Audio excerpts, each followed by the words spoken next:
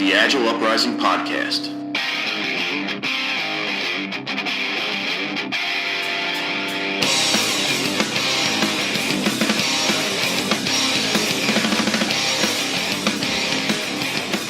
All right, so thank you. This is the next installation of the Agile Manifesto author review. This is Ryan Lockard. Joining me from the Agile Uprising is James Gifford. And we are very, very lucky today to have Uncle Bob Martin joining us all the way from Chicago. How you doing today, Bob? I'm great. Can't complain. Good. Beautiful day today. Good. Well, again, thank you so much for making some time. Personally, this is a great experience for me after following you for so many years, watching your videos, reading, following you on Twitter, all the good stuff. So I appreciate it. So what we want to do today is very similar to some of the other interviews that we've done with some of your co-authors, is step through the events leading up to the Agile Manifesto signing in Snowbird back in 2001, the event itself, and then looking forward, what came from the event, and even beyond that, what do you hope for in the future? So, sure. To get started, I have the benefit of speaking with Alistair and John and some of the others, and I kind of have a little bit of context on you, and research. Okay. Yeah, I think you kind of know where some of that is then. Why don't you share for the audience, like what were you doing before 2001 that put you in the position to almost be the organizer, as I think we're going to find out as we go through this. But yeah, well, I wouldn't call myself the organizer, maybe the instigator, maybe the half instigator. What I was doing prior to this was an awful lot of C++ consulting, object-oriented design consulting. And my clients, this would have been 95, 96, 97 timeframe, my clients kept on coming back to me and saying, but we need a process. You can't just give us design principles. You can't just teach us the language. We need a process. And I thought, well, what kind of process do these people want? And I thought about, waterfall process. I thought, I'm not gonna give them that. That's awful. And I tried to write my own, which was terrible. And then I stumbled across Kent Beck's writings on extreme programming. And I thought, this is great, except for that ridiculous testing thing, the whole notion of test first. That's nonsense, but the rest of it sounds pretty good. And I happened to be in Munich in 1999 at a conference, and Kent happened to be teaching in the room across the hall from me. And at a break, I ran across and said, Kent, I got to talk to you about this extreme programming thing that you've been writing about. He said, okay, let's have lunch. So I went downstairs at lunchtime, and he and I sat in the cafeteria. And he started telling me this crazy story about how he and his buddy had done a complete rework of a database schema in a matter of 30 minutes and gotten the whole system redeployed in an hour and blah, blah, blah, blah, blah. And by the time I was done listening to him, I thought, okay, Ken, I need you to write an article for the C++ report. I was the editor of the C++ report at the time. I need you to write an article. I need you to describe this, which he did. And he wrote a terrific article. This is a small talker, and I've got him in the C++ report, so I'm breaking all kinds of religious rules and stuff like that. But fine. And by this time, I'm convinced there's really something here. And I flew out to Oregon, where Kent lived, and he and I sat down, and I did my first pair programming session with Kent Beck. And he taught me test-driven development. I'd never seen anything like this before. I'd been a programmer for 30 years. I'd never seen anybody write code in this crazy, nutty, high-speed style. And again, I went home and I thought, okay, there's something real here. And we negotiated a way to do some joint training courses, which we called Extreme Programming Immersions. In the midst of all of that, we actually had quite a bit of success with that. And I think it was late in 99 or early in 2000, Kent Beck decided to hold a special invitation-only conference, which he called the XP Leadership Conference. And it was me and Martin Fowler and Ron Jeffries and Ward Cunningham and Kent and a whole bunch of other people. And we had this nice little getaway off in the woods in Oregon. And there was some discussion at that meeting of creating an organization.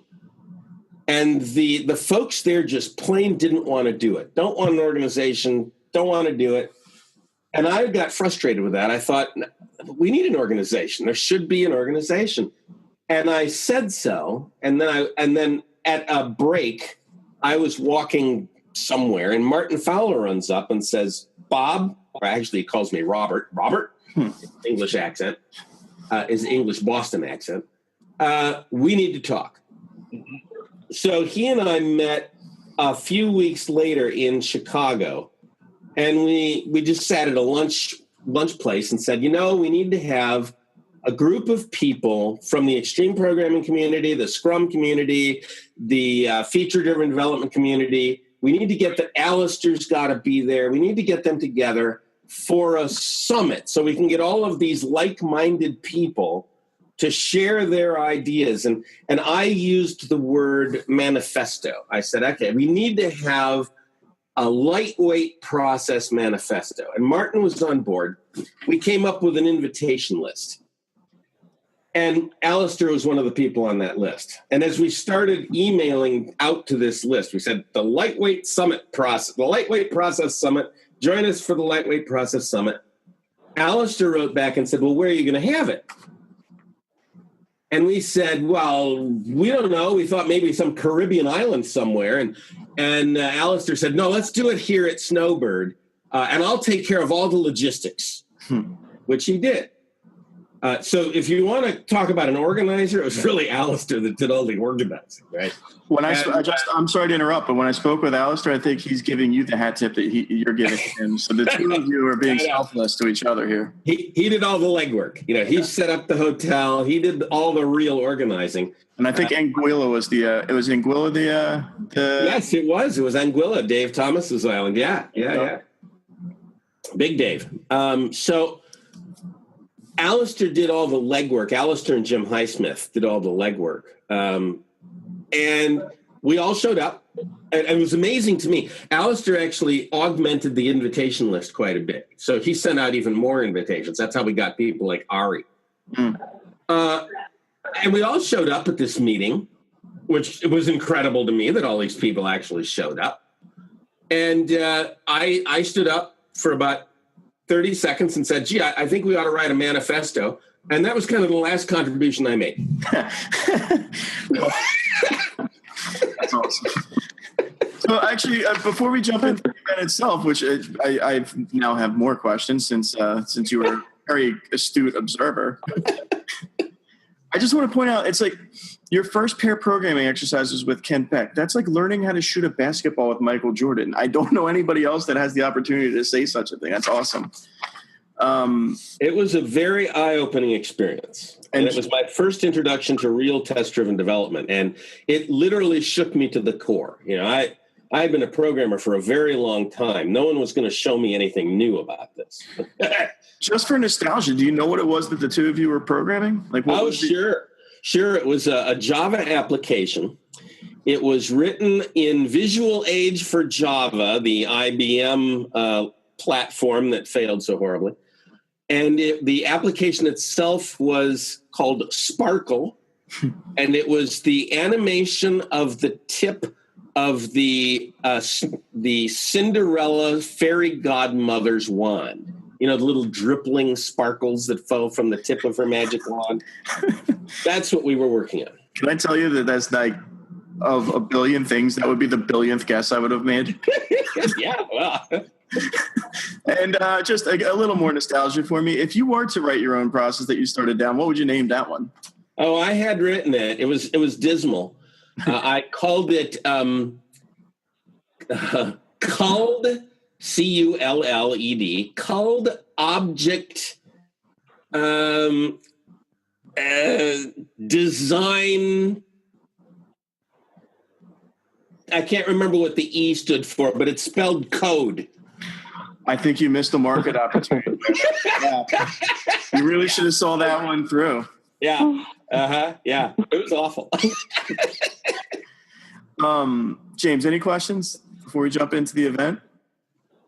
No, I think we're definitely on the right track here with this. It's awesome. All right. I'm almost afraid to see where this goes, but I'm going to see it through, I think. So when James first reached out to you, I'm curious, did he share with you that we managed to pull out an actual copy of John Kern's notes from the event at Snowbird? Oh, yeah, I heard this. Yeah, I saw that in the email.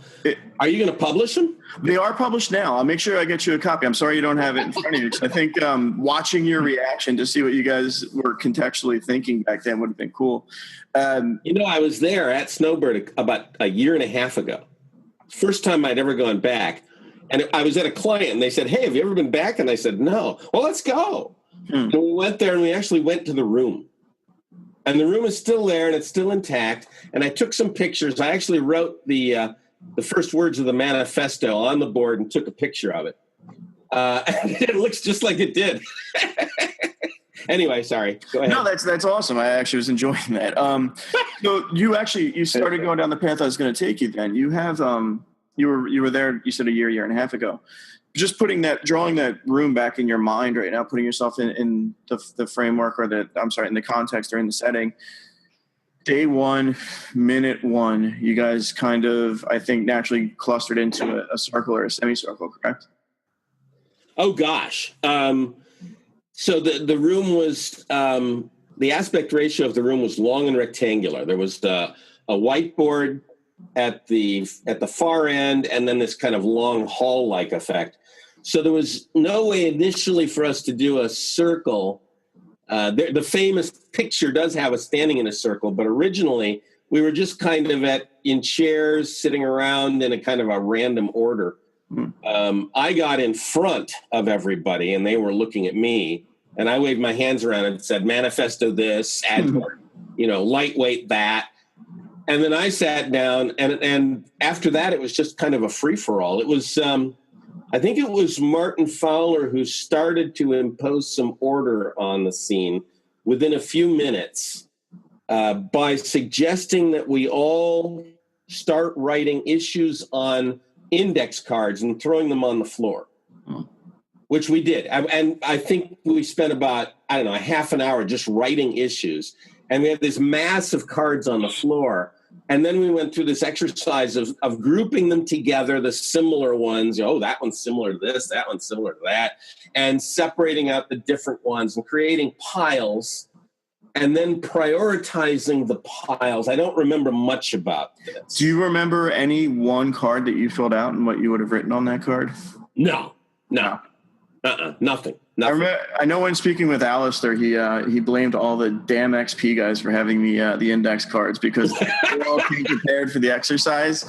And I wouldn't call Martin a damn XP guy because he was always an XP skeptic, but I think it was his idea to use the cards. Now, it was probably Ron Jeffries who actually had the cards. Yeah, I think that's where I was heading, is that Alistair said these guys all had them in their back pockets and yeah. To scramble, beg, borrow, and steal to get a couple cards to get some words in. So the group that you had, the 17 gentlemen there, there were multiple frameworks or disciplines that were being brought to be discussed. And I can only imagine with the types of personalities that were in the room, there was to use your term, I think there was a bit of a free-for-all to kind of get this all together. Coming in with your exposure to Kent and to XP and some of the other frameworks that you mentioned, was there any of the frameworks that were being presented and was the first time you were hearing them, or was the first time you were getting like that aha moment? Oh, that's what the SDM is, or this crystal thing kind of makes sense now. Like, do you remember what your gut reaction was as they were going through and sharing the different disciplines, the different methodologies and frameworks? I do not recall at any point anybody walking through any of the principles of any of these disciplines. It was if I remember correctly, I think we all had read Alistair's work on Crystal. We were all familiar with Kent. We all knew enough about feature-driven development. I had gotten a book on DSDM and read it before we went there. I believe, and I could be wrong about this, but I don't think I am. I believe the context was already set, and we all assumed that we all knew enough because there were no arguments about which process was better than the other. There was no debate for the 2 days that we had. I don't recall any debate like that. Obviously, well, not obviously, I would assume there were debates. There were disagreements, and there were strong-willed people talking about technology. I mean, you could put two senior developers that are not authors of the Manifesto in a room and watch one of the greatest debates you'll ever see until you realize, hey, these guys actually are enjoying the debate more than who's right. What debates do you recall? What disagreements do you recall? And I'm not asking you to name names. I'm just saying, what was the content of debate? The biggest debate was about the name. What do we call this? Because nobody liked my name. My favorite name was Lightweight Processes. And everybody thought, well, no, we don't want to call it lightweight. And I know Jim Highsmith wanted to call it adaptive, and I don't know who it was who recommended agile. We all hated the idea. There were a few other names passed around, and then there was some kind of a vote taken. And although we all hated the name agile, it was the one that got the most votes. And we all said, well, all right, whatever. And we said, okay, we can call it agile, I guess. The only other debate that I recall was, and I won't even call it a debate, it was more like a brainstorming argument or a brainstorming session where we're trying to come up with the wording of a manifesto and the content of a manifesto. We knew it had to be short and sweet and poignant. And we were flailing around left and right. And there was this magic moment.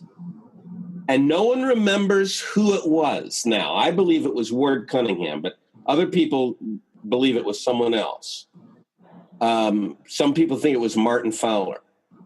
And whoever it was, they suddenly said, oh, wait, what if we said that we do value all of these things about the past, but there are other things we value more. Mm-hmm. And we could state it as a double positive instead of a negative versus a positive.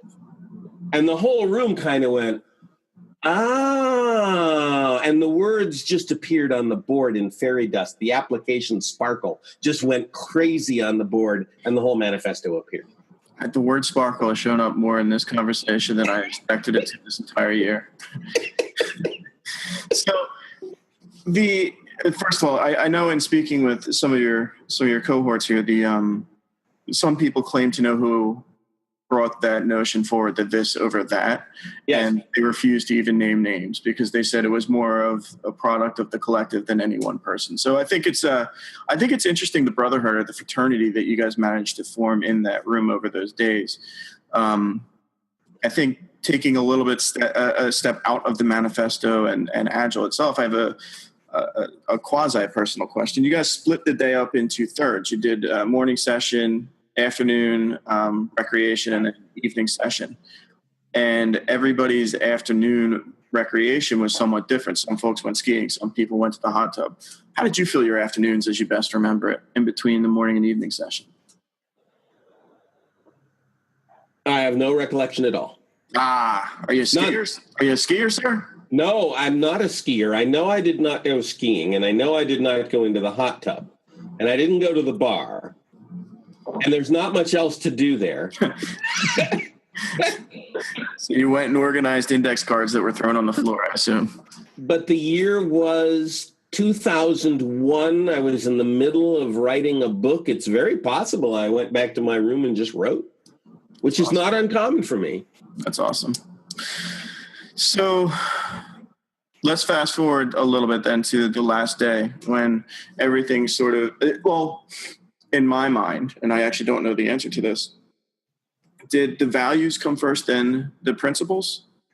The manifesto came first. The Right. 4 statements came first. Right. I'm sorry. I referred to that as the values. It's probably misstated. Okay, yeah, those came first. The principles did not really.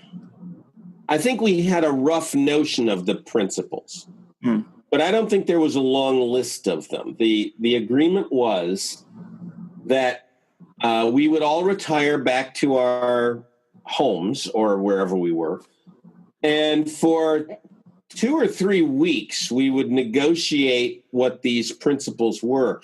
And it was in that secondary process of emailing back and forth that the principles showed up that are associated with the manifesto. So they weren't actually a discrete output or anything from the last day of the event. It was something that kind of emerged as a post-mortem or a follow-up.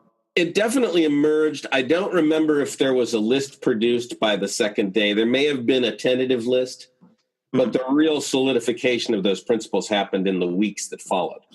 I think what I've heard, and granted this was 15 years removed, so things get a little fuzzy, but when you guys were talking about the this over that, and even the word agile, it wasn't so much of which one of these do you like, it's which one of these do you hate, and then we reduce that from the list. If you don't hate something strongly, it stayed, and this was kind of how we came through the facilitation and the compromise. Does that ring a bell?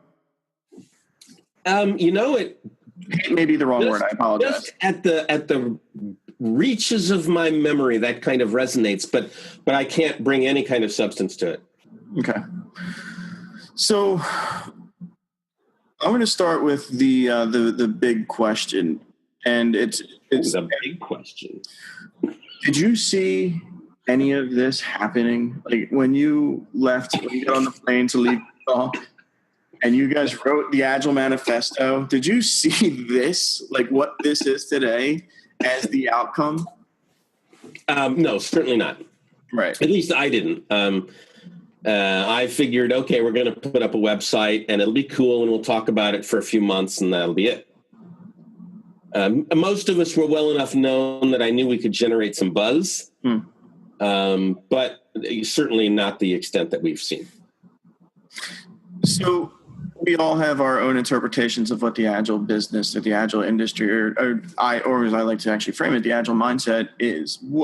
What are your thoughts? Like in the last 15 years since the manifesto, how do you perceive the industry? How do you perceive the adoption of the Agile mindset? Okay, so to some extent, the original values and the original ideas have survived to some extent.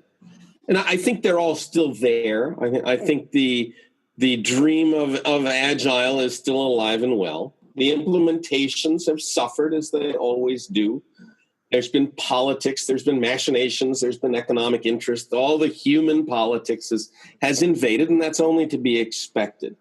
And over the years, which are still yet to come, I think that'll get better and better.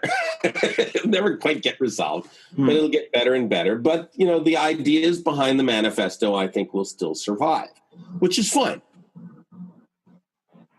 Okay. I'm sorry. I thought that was a pause, not a period, or a comma, not a period. So in the recent years, there's been a push for Agile outside of IT. And yeah. Mm-hmm. I'm not sure to what degree you've looked into this or thought about it deeply. And I guess if you put any, cognitive effort into it, what are your thoughts on that whole notion? Agile outside of IT. It doesn't interest me. It's not that it's not possible. It probably is possible because the ideas behind Agile are pretty basic human instinct kind of ideas. But I pay no attention to anything outside of the IT realm as far as Agile is concerned. So people tell me about how they're doing Agile in marketing, and I kind of nod my head and say, oh, well, that's really interesting. Now, let's talk about code. And people will tell me about how they're doing Agile in marriage counseling, and I kind of scratch my head and say, well, that sounds great, but I don't need any marriage counseling. So, and that's really much it for me. My interest lies in the technology. I want to focus there. So then I guess what would be, as far as it relates, what is your biggest regrets? But as it relates to either the manifesto or the industry itself, do you have any regrets with the way that we've perceived the manifesto, the mindset, the thinking? Regrets aren't the right word. Concerns, certainly. We have gone down this path of certification. And so let me tell you how that started. Ken Schwaber, who's a guy I have a great high regard for, came to me in 2002, maybe, and said, "Bob, I've got this idea. I want to conduct a class called the Certified Scrum Master course, and I'd like to do it in your office." At the time, I had an office with classrooms. "I'd like to use one of your classrooms, and all your guys can come for free, and they can all become certified Scrum Masters." This was the dumbest idea I'd ever heard of. I thought, what kind, who would want to go to a certified Scrum Master course? But Ken was a good buddy of mine. I didn't say that to his face. I said, "Yeah, go ahead. Use one of my classrooms. It's fine with me." He actually scheduled it. I guess he got some people to go. All my guys went, or at least some of my guys went. I was off traveling somewhere else, so I missed the whole event. And I figured nothing would ever come of it. Wrong. Did that turn out to be a good thing? Well, probably nothing else has gathered as many people into the agile world as that dumb idea of certified Scrum Master. That really has created a huge funnel. And in that sense, I think it was extremely beneficial to the entire industry. I think Ken Schwaber did everybody a great service by coming up with a marketing scheme that just opened the floodgates. The negative side of that, of course, is that we now have massive numbers of people who have sat in a 2-day course and wave a piece of paper around and think it means something, other than that they spent 2 days in a course and spend a lot of money on the course. Do you still, you called it a dumb idea? I thought it was a dumb idea. Sitting here today? I'm an engineer, so it's still a dumb idea. I don't understand how people make money with all these dumb ideas, but they do. I know. Yeah. I'm telling you, man, you missed something with that code framework. You probably should have rolled it. Yeah, you're right. Yeah. The code has 4 letters in it, man. That's probably, you get $1,000 per letter if you make that a certification. I don't know. Kent had 2 less letters. Yeah. This actually isn't even on our bank of questions, but it jumped in my mind as you were talking. Beyond certifications, one of the biggest pushes that I'm faced with regularly is the idea of scaling Agile. Yes. And I'm curious to get your thoughts on why is this a conversation? Is it something that you support? Do you believe Agile is scalable? And if so, how does it scale? Yeah. Scaling it. Agile was never about scale. It says nothing about scale.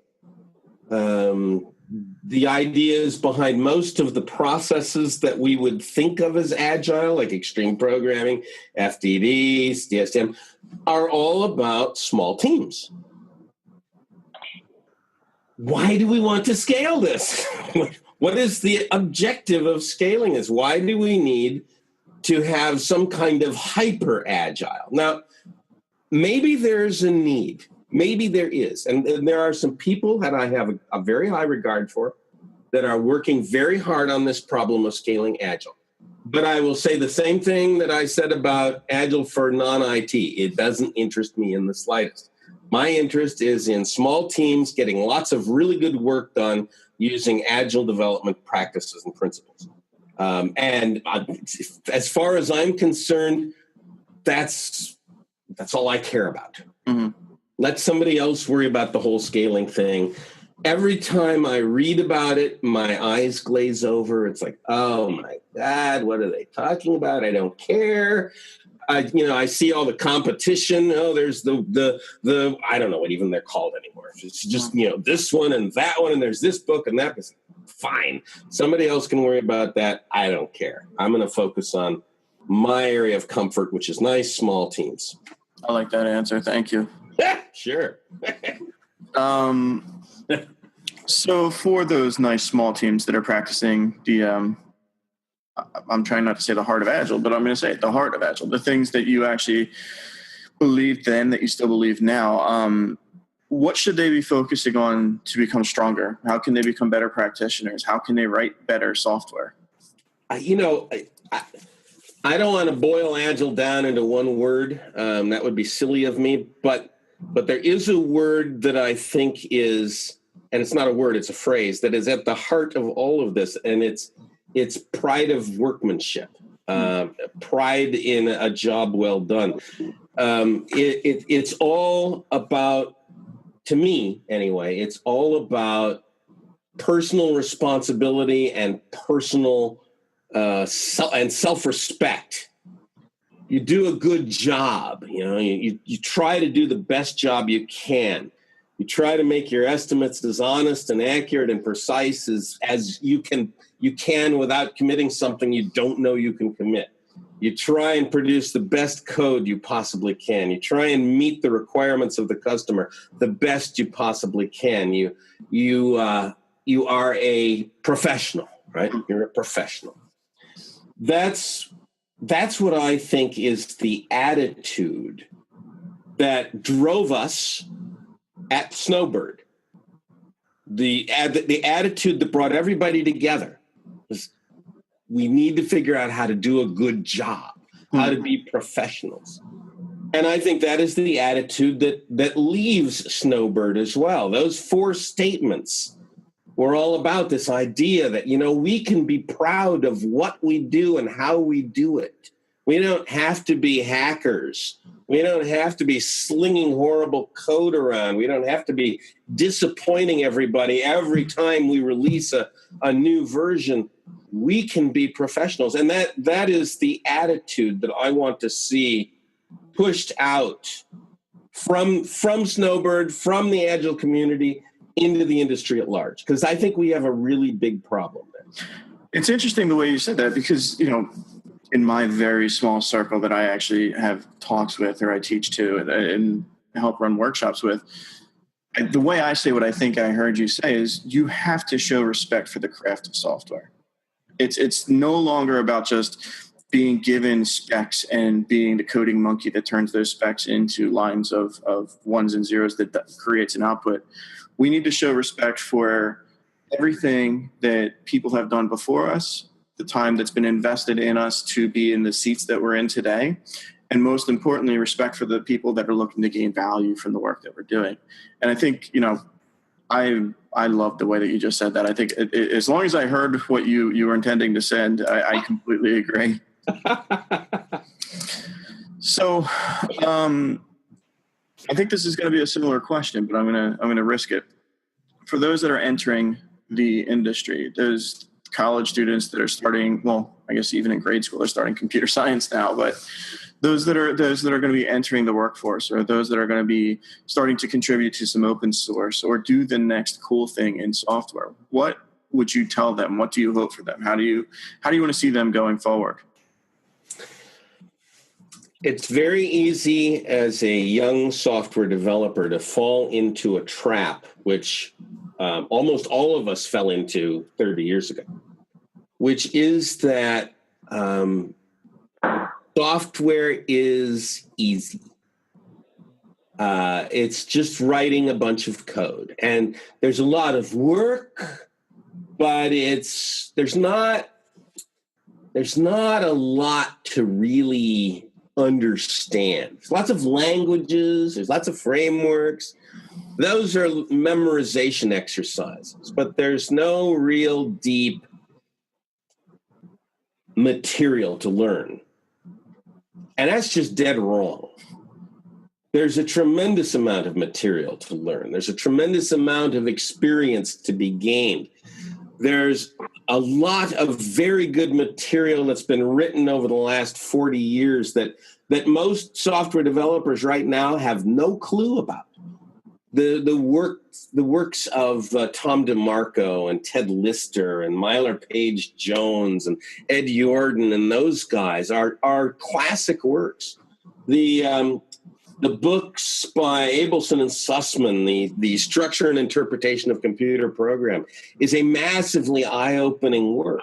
There's tremendous amounts of very good stuff that is not well known to the youngsters coming out of college. One thing that young people need to understand is that college does not teach you how to be a programmer. College teaches you a language or two, and teaches you probably the worst way to get programs working in that language. To learn how to become a programmer is going to take years of experience, lots of judgment, the absorption of lots of material that has been very painfully collected over the years. It's a career, a profession. It's not something you're doing until you can leap into management. It's amazing. And it's, I mean, ultimately that's something that I've been trying to push with some of the clients that we've worked at, is that when you bring these software developers in, you're bringing in these young kids, it is almost like a journeyman to craftsman kind of progression. And I had to liken that transition path of like a plumber or an electrician. When you're coming out of school, you're kind of just hacking things together with whatever bits that your professor was able to teach you. It's like there's that missing piece of some type of additional education program. I know that you would get through that journeyman, that apprenticeship to journeyman to craftsman kind of mentality. When getting out of school, I was traditionally a .NET developer before I ended up in this agile coaching role. But it was until, I came out with my apprenticeship skills from college, which were terrible. And until I got to pair with a lot of different senior developers that, 20, 30 years under their belt, was that I read some of these wonderful books that you're talking about. I didn't really see, I really wasn't progressing until it was more of that tradesman kind of practice. I mean, so do you kind of feel the same way that, potentially there should be some more kind of levels around that? And I'm wondering how we as the next generation of, people in this industry, how we, champion that and promote it. I know that you've been a very big advocate, with the clean coding or .com, the clean coder and your site. How do you think as the next generation, we continue to instill that in large companies, that kind of apprentice to journeyman to craftsman kind of practice? First thing to realize is that college professors probably never had to write a line of code for $1 in their life, and they never actually had the job. So they're not the right people to be teaching this kind of tradesman level stuff. I think tradesman is a very good word here. The best way to teach programmers is to put them in a situation where they're apprenticed to someone, where they are being taught like a tradesman. Yes, there's some book learning they have to do, but then there's also the whole art of how you think about a computer program and how you relate to a customer, how you relate to a manager, how you do estimation, all of that stuff. And that you're going to learn by sitting next to somebody or watching somebody who's done it. There are many companies now who have begun to adopt this apprenticeship model. And it's becoming more and more common. I expect that it will continue. But we have an issue with that. And the issue is that we are hiring far more programmers than we can apprentice. I believe that the ranks of computer programmers is growing by a doubling every 5 years. And if that's true, and I think I have enough evidence to at least posit that it's true, at least to suggest that it's true. If that's true, it means that half the programmers in the world have less than 5 years experience. And this has always been true as long as we're at a doubling rate of every 5 years, which means that to find somebody with 20 years experience, you've got to go through 4 doublings. Only 1/16 of the programmers in the world have that much experience. So it's very difficult to find the masters or even the journeyman that can help an apprentice.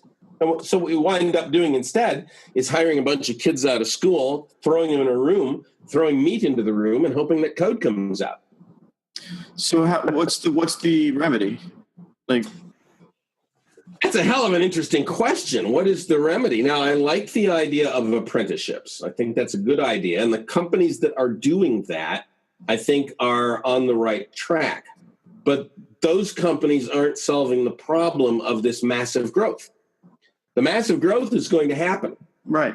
How do we solve that? Now, one of the things I am doing is video training. I've now got, I think, 50 videos up on my video site, cleancoders.com.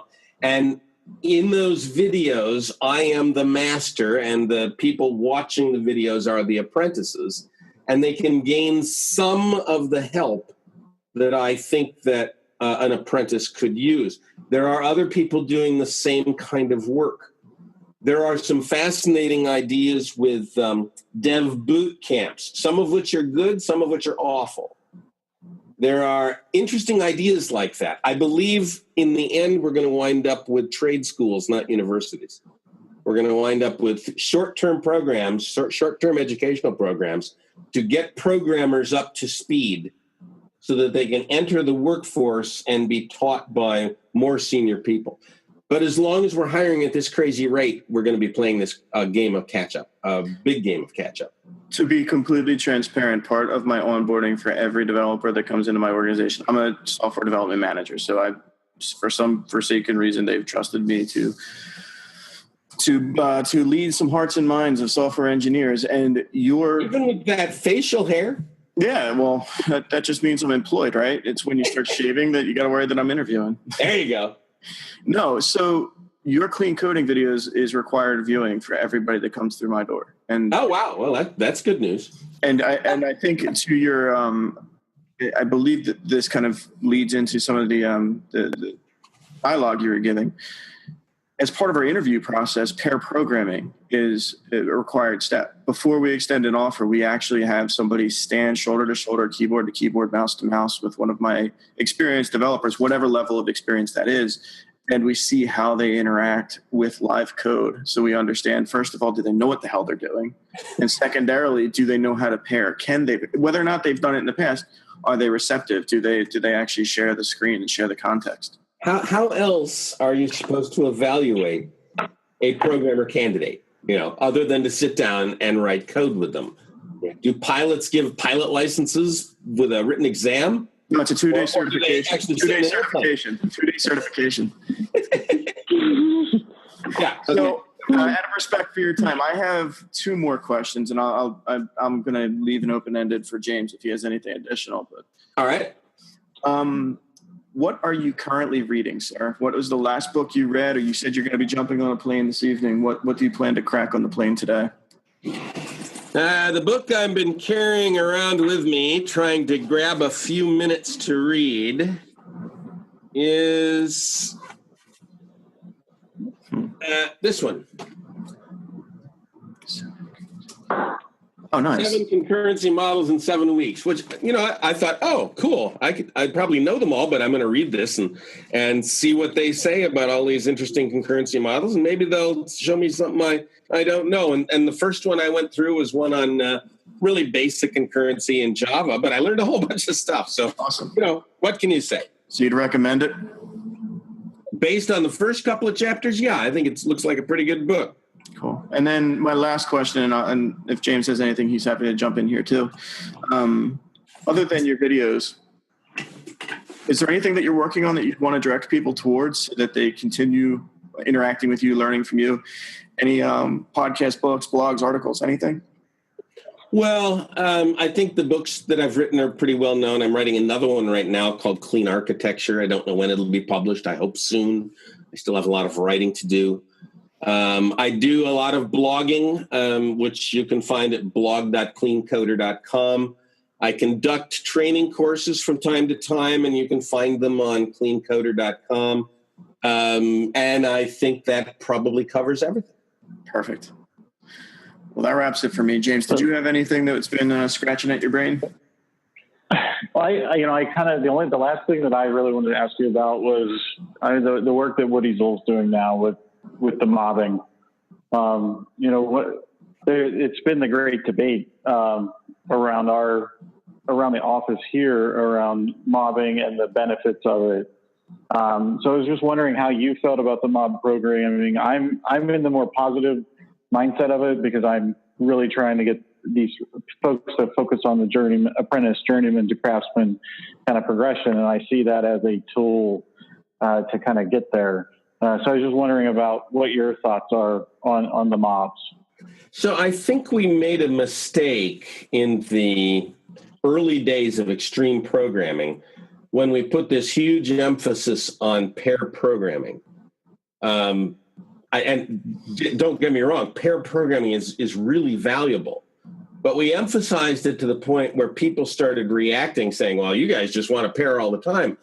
And in a realistic Agile team, pairing happens maybe half the time, maybe less than that, maybe a little more than that. It's something that you do as the need strikes you and as the need strikes others. And in a good, healthy team, you'd expect to see a reasonable amount of pairing. And by the same token, you'd expect to see a reasonable amount of more than two people working together. Now, I'm not going to call that mobbing.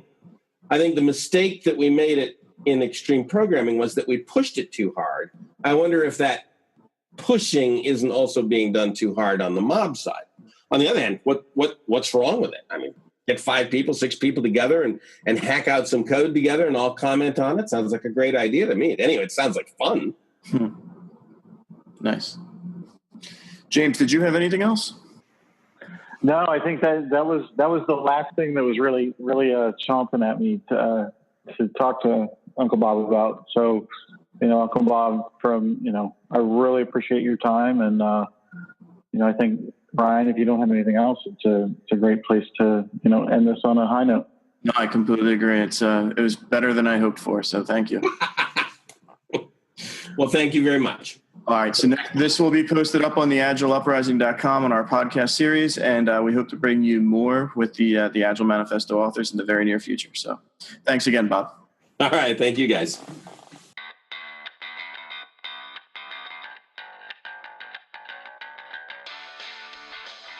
This episode of the Agile Uprising podcast is brought to you by Lean TV.